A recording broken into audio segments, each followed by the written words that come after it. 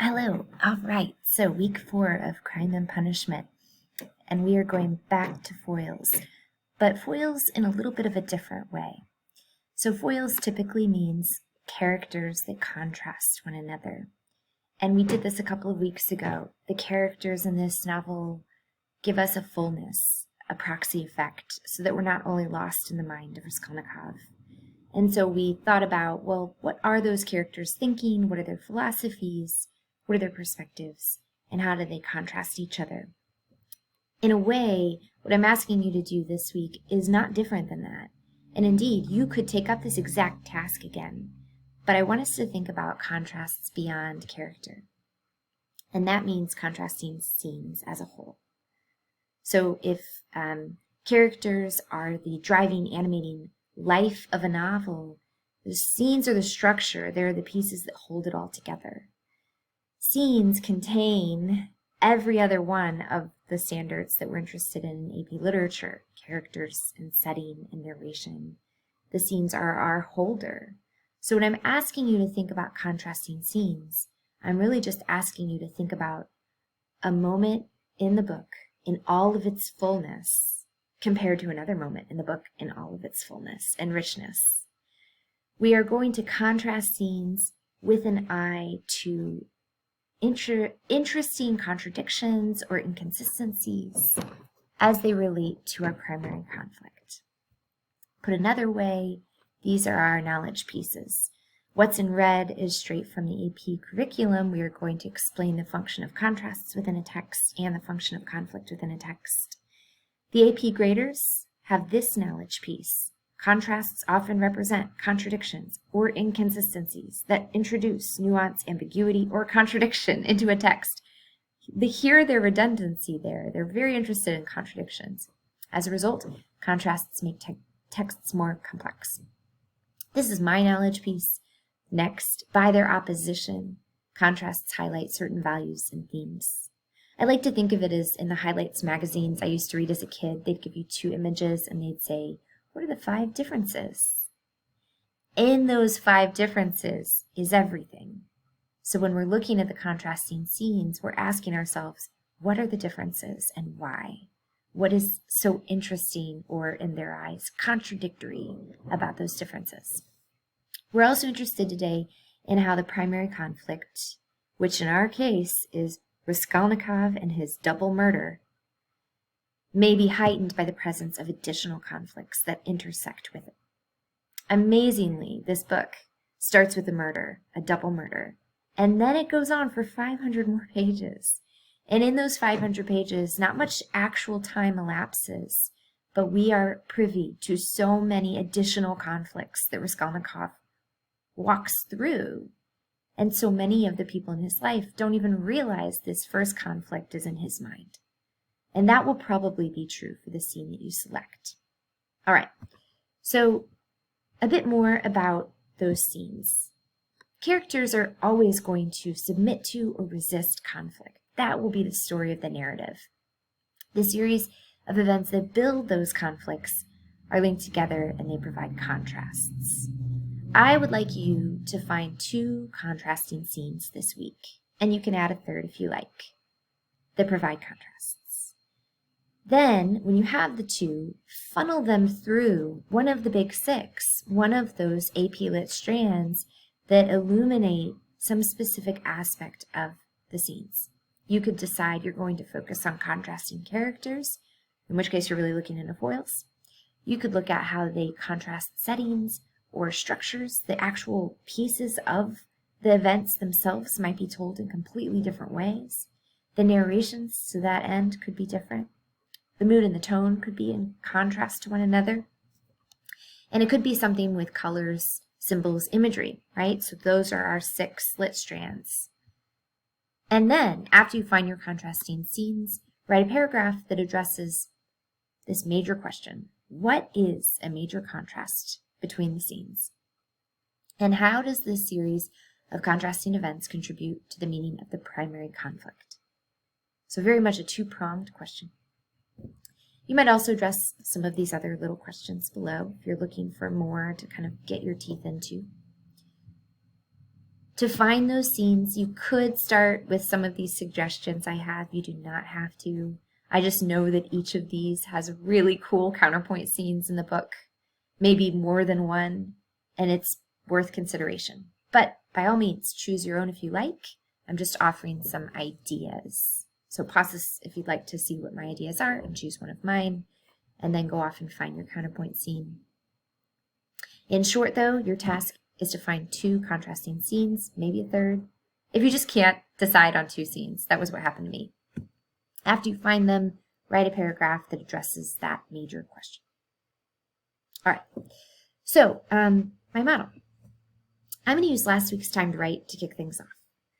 The prompt that you read, the prompt that you wrote about, which your feedback is still coming, is going to be my base scene. And from there, I'm going to search for counterpoint scenes.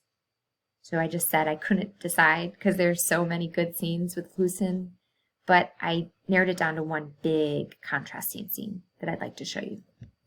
My counterpoint scene is much later, after Denya breaks off the engagement to Lucin, and he is alone. And I just want to know, what does the narrator think of him in that moment? What is his soliloquy? It's not great. So I'm using a text here just to show you what I'm thinking. You don't have to copy the scenes. You only need to write a paragraph with your text, hopefully embedded with quotes.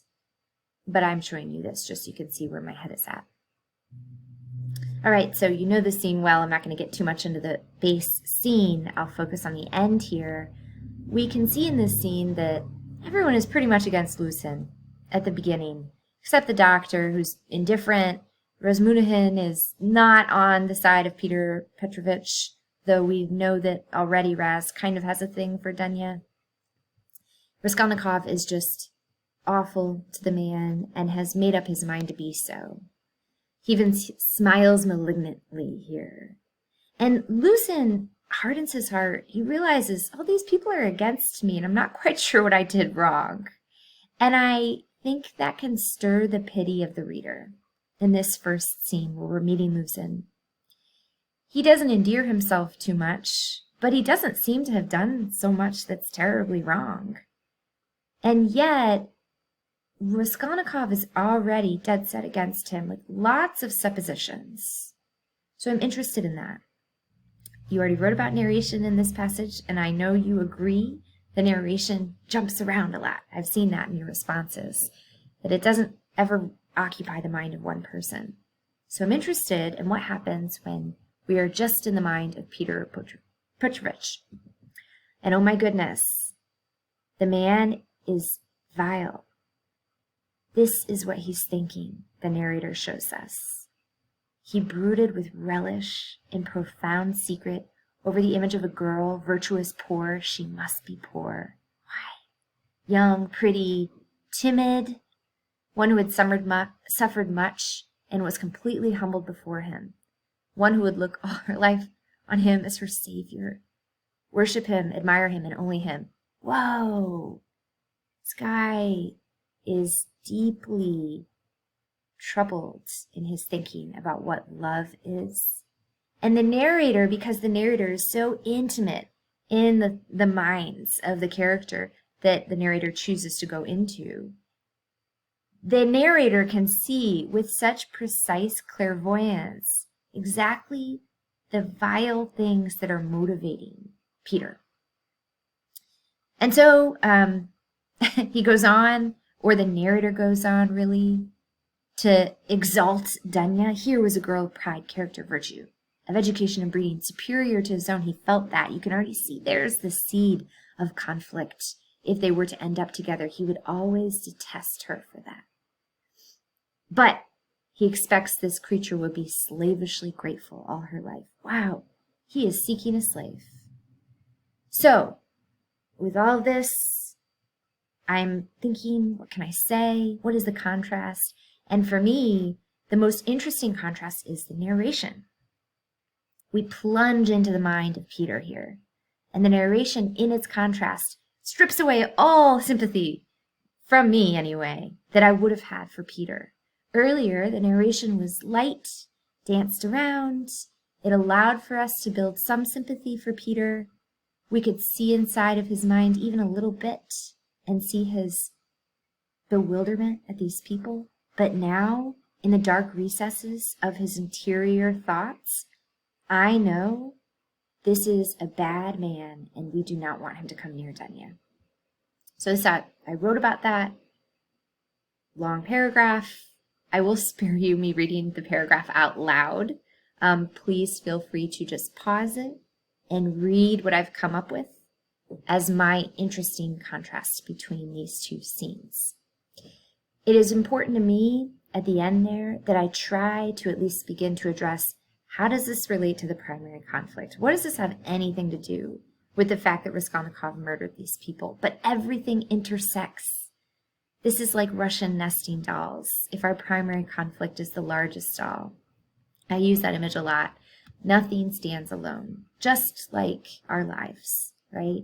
Your bad day impacts all the relationships of the people that you walk into that same day, whether it's subtle or not.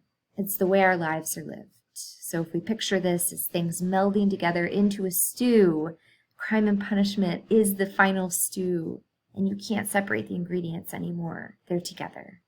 So how were they together? That's one of the things that you'll focus on in your paragraph response. And hopefully all of this will be really helpful as you do your revisions this week.